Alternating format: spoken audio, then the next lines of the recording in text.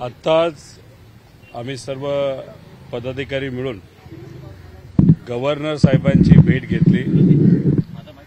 Governor साहेबांना भेटण्याचं कारण काही विषय माझ्या मतदारसंघातले होते जे त्यांच्या अंतर्गत येतात आणि काही विषय हे महाराष्ट्राच्या हिताचे होते। त्यातले काही विषय आम्ही आपल्याला सांगतो। केंद्र सरकारने जो पेपरफुटीचा कायदा केला तो राज्यात यावा यासाठी आम्ही सगळेजण गेले अनेक वर्ष प्रयत्न करत आहोत। उत्तराखंडमध्ये तिथे असणारे जे गव्हर्नर आहेत त्यांनी स्वतःहून पुढाकार घेऊन तसा कायदा उत्तराखंडमध्ये केला। त्याच धर्तीवर या अधिवेशनामध्ये गव्हर्नर साहेबांनीच पुढाकार आता कुठेतरी घेतला पाहिजे, नाहीतर राज्य सरकारला आदेश दिले पाहिजे पेपरफुटीवर कायदा लवकरात लवकर करण्यासाठी। ही विनंती आदरणीय गव्हर्नर साहेबांना तिथं केली। त्याच्याचबरोबर तुम्ही जर बघितलं असेल तर गव्हर्नर साहेबांचं जे गेलं भाषण होतं त्या भाषणामध्ये तिथं विविध महामंडळ हे करावीत असे आदेश त्यांनी राज्य सरकारला दिले होते, ज्याच्यामध्ये विविध समाजनिहाय हे महामंडळ तिथं शासनाने करावे असं सांगितलं। खरं पण शासनाने ते महामंडळ केली, पण त्याला फक्त 5 कोटीचा निधी गेल्या अधिवेशनामध्ये दिला, पण तिथं कुठेही मनुष्यबळ दिलं गेलं नव्हतं। त्यामुळे हे जे सर्व जे महामंडळ आहे ज्याच्यामध्ये शामराव पेचे आर्थिक विकास महामंडळ, जगत ज्योती महात्मा बसवेश्वर आर्थिक विकास मंडळ, संत काशीबा गुरव युवा मंडळ, संत सेनाजी महाराज, पैलवान कैलासवती मारुती चव्हाण वडार महामंडळ, राजे उमाजी नाईक आर्थिक विकास महामंडळ, असे सर्व महामंडळ आहेत। राज्य सरकार धूळफेक तिथं करतंय। 200 कोटी कमीत कमी निधी या प्रत्येक महामंडळाला या अधिवेशनामध्ये देण्याला या सरकारला भाग पाडावं असं तिथं आदरणीय गव्हर्नर साहेबांना सांगितलं। त्याच्याचबरोबर अधिवेशनामध्ये अनेक वेळा माझ्या MIDCचा मुद्दा मी मांडला। मंत्र्यांनी आश्वासन दिलं, शब्द दिला, पण हे सरकार तो शब्द ऐकत नाही, मंत्री ते ऐकत नाहीत। म्हणून शेवटी हा अधिकार हा गव्हर्नर साहेबांचा असतो की सरकार जर चुकीच्या पद्धतीने वागत असेल तर त्यात लक्ष घालायचा। त्यामुळे हाही मुद्दा आदरणीय गव्हर्नर साहेबांना देऊन उदय सामंत साहेबांना, मुख्यमंत्री साहेबांना, दोन्ही उपमुख्यमंत्री साहेबांना आदेश द्यावेत की ज्या पद्धतीने अधिवेशनामध्ये शब्द दिला तसा शब्द मंत्री महोदयांनी माझ्या मतदारसंघातल्या MIDCच्या बाबतीत ऐकावा। त्याच्याचबरोबर सावित्रीबाई क्रांतिज्योती सावित्रीबाई फुले पुणे विद्यापीठ रिक्त पदं आणि इतरही जे सर्व भ्रष्टाचार आणि इतर मुद्दे आहेत त्याबद्दलची चर्चा, मी तिथं सदस्य आहे, पण सदस्य असताना सुद्धा मी अनेक वेळा मुद्दे मांडले असताना तिथं जे मॅनेजमेंट काउन्सिल आहे नाही तर VC ऐकतात, VC चांगले आहेत, पण इतर जे सर्व प्रशासकीय अधिकारी तिथं आहेत ते खूप चुकीच्या पद्धतीने काही गोष्टी तिथे करत आहेत। ड्रग्सचा वापर त्या युनिव्हर्सिटीमध्ये वापरलेला आहे। जे काही पैशाचं नियोजन आहे ते योग्य पद्धतीने होत नाही। 60% पेक्षा जास्त तिथं जी जागा आहेत त्या सगळ्या भरतीच्या बाकी आहेत। त्याच्याचबरोबर मराठीच्या प्रोफेसरला इंग्लिश शिकवावं लागतं। अशी परिस्थिती ही या जगात नाही तर या देशामध्ये अतिशय नावाजलेली युनिव्हर्सिटी क्रांतिज्योती सावित्रीबाई फुले युनिव्हर्सिटी तशी ती परिस्थिती आहे। त्यामुळे आपण प्रमुख म्हणून त्याच्यामध्ये लक्ष द्यावं आणि त्याच्याचबरोबर माझ्या मतदारसंघातला जो शेतीच्या पाण्याचा मुद्दा आहे जो MWRRच्या अंतर्गत येतो आणि त्याचे प्रमुख हे गव्हर्नर साहेब आहेत, तसा हे सगळे मुद्दे आदरणीय गव्हर्नर साहेबांबरोबर त्यांच्यासमोर घेतले, चर्चा झाली। युवांचे प्रश्न, विद्यार्थ्यांचे प्रश्न, पेपरफुटीचे प्रश्न, अशा अनेक विषयांवर सकारात्मक चर्चा ही गव्हर्नर साहेबांबरोबर झाले आणि आम्ही सरकारला नक्कीच सांगू, सरकारशी तिथं बोलू आणि जेव्हा तिथं आम्ही येऊ तेव्हा सामान्य लोकांच्या वतीने हे सर्व मुद्दे आम्ही मांडू असं आश्वासित त्यांनी आम्हा सगळ्यांना तिथे केलेलं आहे। त्यांच्या मनापासून मी आभार व्यक्त करतो। पुण्यातून मोठ्या प्रमाणात वेगवेगळ्या गोष्टी बाहेर येत आहेत। अगोदर पोर्शेगाड अपघात असेल, काल ड्रग्सचं एक तर पुणे युनिव्हर्सिटीमध्ये सुद्धा ड्रग्स सापडलं गेलं होतं। त्याच्याचबरोबर पोर्श जो अपघात झाला त्याच्यामध्ये सुद्धा काय घडलं हे आपल्या सगळ्यांना माहिती आहे। त्याच्याचबरोबर महाराष्ट्रामध्ये कितीतरी कोटी, हजारो कोटी रुपयाचं ड्रग्स हे सापडलेलं। त्याच्याचबरोबर काल परवा एका हॉटेलमध्ये तिथं सहजपणे कुठेही बिनधास्तपणे न घाबरता ड्रग्सचा वापर त्या हॉटेलमध्ये केला जात होतो। म्हणजे त्याचा अर्थ एकच आहे की हे सरकार सत्तेच्या धुंदीमध्ये आहे आणि युवा पिढी बेरोजगार आहे, त्यांना कुठेही संधी दिली जात नाही आणि मोठा वर्ग हा युवांचा कुठेतरी ड्रग्सच्या धुंदीमध्ये अडकलेला हे आपल्याला बघायला मिळतं. त्यामुळे फडणवीस साहेबांनी केंद्र सरकारला नाही तर त्यांच्या भाजपच्या नेत्यांना विनंती केली होती की त्यांना पदमुक्त करावं. मला असं वाटतं की इलेक्शनमध्ये जो निकाल लागला त्याच्यासाठी पदमुक्त करण्यापेक्षा ज्या पद्धतीने होम मिनिस्ट्री आज या राज्यामध्ये चालू आहे, तिथं कोयता गँग असेल, ड्रग्सचे प्रकरणं मोठ्या प्रमाणात वाढली गेली असेल, गुंडागर्दी मोठ्या प्रमाणात वाढली, गुंडाचा वापर इलेक्शनसाठी केला गेला. त्यामुळे भाजपच्या मोठ्या नेत्यांनी त्यांना पदमुक्त नसलं केलं तरी सामान्य लोकांच्या हितासाठी आम्ही त्यांना विनंती करतो की तुम्ही पदमुक्त व्हा. कारण का होम मिनिस्ट्री आज फार खालच्या लेवलला काम करत आहे. कुठेही तिथं लक्ष हे होम मिनिस्ट्रीचं या महाराष्ट्रामध्ये नसल्यामुळे हे ड्रग्ज आणि ह्या सगळ्या गोष्टी आता वाढत चाललेल्या आहेत. नाशिकची जी निवडणूक आहे त्या नाशिकच्या निवडणुकीमध्ये शिंदे गटाचे जे उमेदवार आहेत त्यांच्याकडून नथ, महागड्या, पैठणी अशा स्वरूपाच्या वस्तू ज्या आहेत त्या दिल्या जात आहेत. त्याचा व्हिडिओ जो आहे तो सुषमा अंधारेंनी ट्विट केला. आता पैशाचा वापर मोठ्या प्रमाणात लोकसभेमध्ये केलाच गेला. त्याच्याचबरोबर एमएलसीचं इलेक्शन आता जे चालू आहे त्याच्यामध्ये सुद्धा अशा पद्धतीने नथ असेल, साड्या असतील, इतर काही गोष्टी दिल्या जात आहेत आणि त्याच्याचबरोबर महायुतीमध्ये गोंधळ सुद्धा झालेला आपण सगळ्यांनी बघितलेला. त्यांचे उमेदवार आहेत किती हे सुद्धा आता लोकांना माहीत नाही. या गोंधळात गोंधळ असताना पैशाचा, दबावतंत्राचा, आमिष दाखवण्याचा प्रकार हा एमएलसी इलेक्शनमध्ये सुद्धा महायुतीच्या विविध उमेदवारांकडून केला जातो हे कुठे आता बघायला मिळालेलं आहे. पण कितीही पैशाचा वापर केला तरी तिथं योग्य व्यक्तीच निवडून येईल असा विश्वास वाटतो. पिपाणी हे फ्रीज करण्याची मागणी लोकसभा आयोजित केलेली आहे. या बाबतीतली चर्चा झाली होती.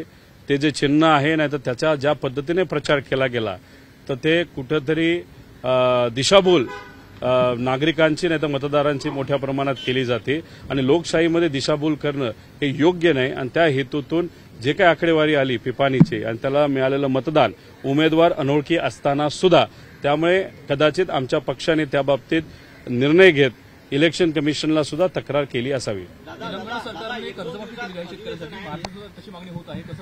त्या बाबतीत अनेक वेळा आम्ही बोललेलो आहे. जो काही दुष्काळ शेतकऱ्याला सोसावा लागला त्याच्यामध्ये शेतकरी खूप मोठ्या प्रमाणात अडचणीत आलेला आहे. विम्याचा पैसा जो वेळेवर मिळाला पाहिजे होता तो तिथे मिळाला नाही. फक्त 41 तालुक्यांना ते सुद्धा गेल्या महिन्यामध्ये केंद्र सरकारकडनं दुष्काळ निधी आलेला आहे. राज्य सरकारने ₹1 निधी तिथं दिला गेला नाही आणि अशा सगळ्या परिस्थितीमध्ये आज शेतकरी खूप मोठ्या अडचणीत अडकलेला आहे. आणि अशा परिस्थितीमध्ये या अधिवेशनामध्ये सरकारकडनं कर्जमाफी ही झालीच पाहिजे अशी मागणी आम्ही सर्व विरोधात असणारे जे सर्व पक्ष आहेत ते नक्कीच या सरकारमध्ये करणार आहोत. जरांगे पाटलांनी मागणी केली आहे की ज्यांचं मुस्लिम अपेक्षित आहे पावसाळी अधिवेशन. तुम्ही एक ट्विट केलंय, राज्याची तिजोरी कुरतडणारा, राज्याला हादरवून सोडणारा मोठा खुलासा येत्या 2 दिवसात करणार आहे. काय नेमकं गौप्यस्फोट आहे? 2 दिवस थांबा. फार मोठा स्फोट आहे. त्याच्यामध्ये असं म्हणलं जातं की 5,000 कोटीपेक्षा जास्त कमिशनचा तो विषय आहे. फक्त 2 दिवस थांबा. त्याबाबतीत ती डिटेल ट्विट मी नक्कीच करेन.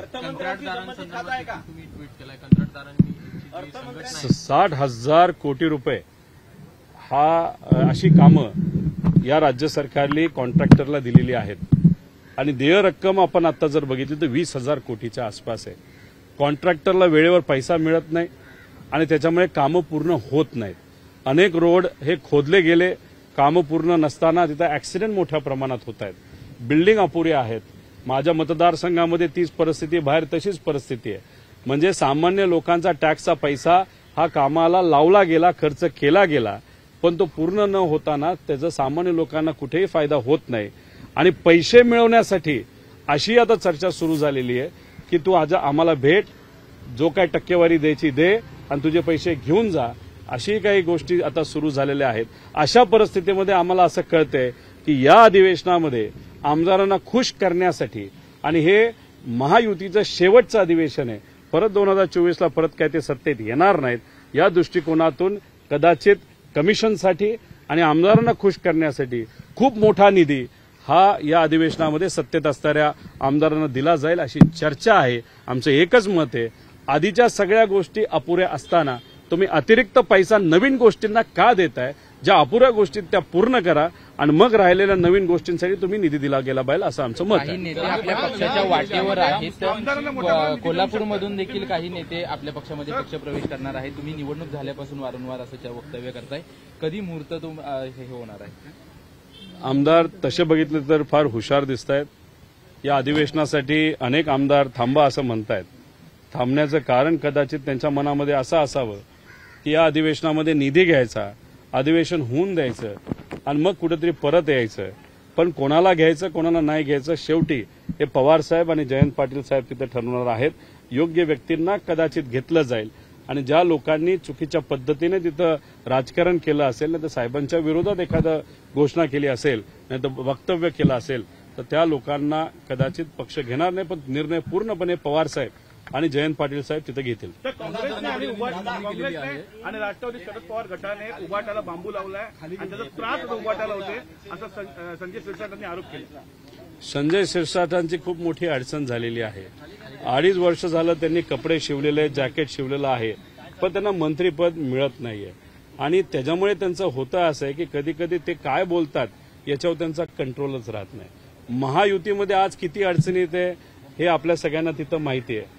त्यामुळे त्यांनीच महायुतीमध्ये कुणी कोणाचा आणि कोणासाठी बांबूचा वापर केला याचा एक खोलात जाऊन अभ्यास करण्याची जरूरत आहे. तुम्ही त्यांचे जे काही लोकसभेचे सीट आहे जिथं कुठं पडले असतील ते का पडले, कोणामुळे पडले याचा अभ्यास तिथं करावा. मग कदाचित ते स्वतः हातामध्ये बांबू घेतील आणि पुढे काय करायचं ते तिथं करतील. पण काही झालं तर लोकशाहीमध्ये महायुतीच्या नेत्यांनी पैशाचा, गुंडाचा वापर केला तरी लोकशाही स्वरूपी बांबू सामान्य लोकांनी हातात घेऊन महायुतींना घरी बसवलेलं आपण सगळ्यांनी बघितलेलं आहे. अधिवेशनामध्ये आमदारांना मोठ्या प्रमाणात निधी मिळू शकतो सर असं बघितलं संपूर्ण प्रश्नाकडे. जेव्हा दुष्काळ असतो नाही तर शेती अडचणीत येते तेव्हा दूध व्यवसाय शेतकऱ्याला सहकार्य करत असतो, नाही तर हातभार त्यांच्या कुटुंबाला, त्यांच्या परिवाराला तिथं दूध व्यवसाय हा देत असतो. पण ज्या दिवसापासून महायुतीचं सरकार या राज्यामध्ये आलंय त्या दिवसापासून दुधाचे भाव हे 23-24च्या पुढे कुठेही गेलेले नाहीत. आपले जे दूध व्यवसाय मंत्री आहेत ते इतके करामती आहेत, त्यांनी एक निर्णय हा कपातीच्या बाबतीत म्हणजे SNF आणि ह्या विषयाच्या बाबतीत त्यांनी एक निर्णय घेतला. तो निर्णय आज घेतला आणि दुसऱ्या दिवशी 4 रुपयाली रेट पडले. त्यामुळे यांना दूध कलेक्शन करणाऱ्या कंपनीचं पडले पण शेतकऱ्याचं पडलेलं नाही. खर्च शेतकऱ्याचा वाढला आहे, दूध परवडत नाही, पण या सरकारला काही त्याचं पडलेलं नाही. 5 रुपये ते देणार होते, ते 5 रुपये सुद्धा बहुतांश शेतकऱ्याला अजून मिळालेले नाहीत. आणि त्यामुळे शेतकऱ्याने आणि तिथं असणाऱ्या सामान्य लोकांनी त्या महायुतीच्या उमेदवाराला लोकसभेला तिथं धुडकावून लावलेलं आहे. या अधिवेशनामध्ये त्या बाबतीत ते काय करतात हे बघावं लागेल. पण आमचं एकच मत आहे, याच्या पुढे तुम्ही काय करताय ते तर महत्वाचं आहे. पण गेल्या 6 महिन्यामध्ये आमच्या शेतकऱ्याचं जे नुकसान झाले 4,000 कोटीचं, त्या बाबतीत तुम्ही शेतकऱ्याला काय मदत करणार आहे दुधाच्या बाबतीत हे सुद्धा आम्ही तिथं बघणार आहोत.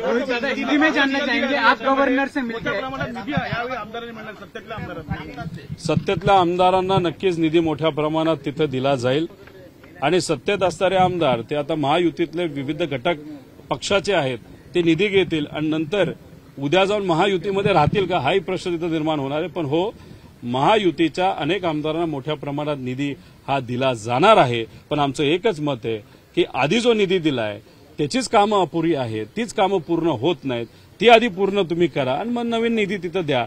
ह्या सरकारला कुठेतरी कळालेलं आहे परत ते काय सत्तेत येत नाहीत. त्यामुळे तिजोरीत पैसा नसला तरी कदाचित ते लोन घेतील, पैसा खर्च करतील, कमिशन घेतील, आमदारांना खुश करतील आणि मग नंतर दुसऱ्या सरकारचं जे काय व्हायचं ते होऊ दे अशा हेतूतून कदाचित हे सरकारमध्ये असणारे नेते विचार करतात का काय असं आम्हाला वाटतंय. पण या बाबतीत आम्ही अधिवेशनात 100% बोलणार आहोत. जो निधी दिला जाणार आहे किंवा तुम्ही जो मोठा खुलासा करणार आहात त्यामध्ये वित्त खातं असणार आहे का? जो खुलासा मी करणार आहे त्याच्यामध्ये विविध खाती आहेत आणि त्या विविध खात्याचे 2 दिवस थांबा, पेशन्स ठेवा. जरांगे पाटील यांनी नवीन मागणी केलेली आहे. ज्या प्रकारे कुणबी नोंदी सापडतात त्यामध्ये मुस्लिमच्या नोंदी सापडतात त्यांना सुद्धा आरक्षण द्यावं अशी मागणी आता जरांगेंनी केलेली आहे. या स्टेटमेंटकडे खरं तर मी ते ऐकलेलं नाही, या बाबतीत बोलणं थोडंसं माझ्यासाठी अवघड आहे. पण माझं एकच मत आहे की राज्य सरकारने पुढाकार घेऊन महाराष्ट्राचे जे सर्व खासदार आहेत त्यांना एकत्रित करायला पाहिजे होते, एक बैठक घ्यायला पाहिजे होती. या 48 खासदारांना, ज्याच्यामध्ये महाविकास आघाडीचे 30-31 खासदार आहेत आणि जे राहिलेले खासदार महायुतीचे आहेत, त्यांनी एकत्रित बसून केंद्र सरकारकडे पार्लमेंटमध्ये 50% पुढे जाऊन मराठा समाजाला, तसंच लिंगायत समाज, धनगर समाज आणि मुस्लिम समाजाला आरक्षण देण्यात यावं यासाठी, आणि ते सुद्धा घटनादुरुस्ती करून जसं ईडब्ल्यूएस कोटा दिला, जे कोटा टिकू शकतं असं काहीतरी ती बैठक घ्यायला पाहिजे होती. पण त्यांनी घेतली नसली तरी आम्हाला महाविकास आघाडीच्या सर्व खासदारांवर विश्वास आहे. 100% आरक्षणाच्या बाबतीत पार्लमेंटमध्ये जिथं खऱ्या अर्थाने तो विषय आजपर्यंत मांडायला पाहिजे होता, आम्ही मांडत होतो पण सत्तेतले लोक मांडत नव्हते, तिथं तो विषय मांडला जाईल, चर्चा होईल. मग हे भाजपचं जे एनडीएचं सरकार आहे त्या बाबतीत काय करेल हे आपल्याला बघावं लागेल. एबीपी माझा, उघडा डोळे बघा नीट.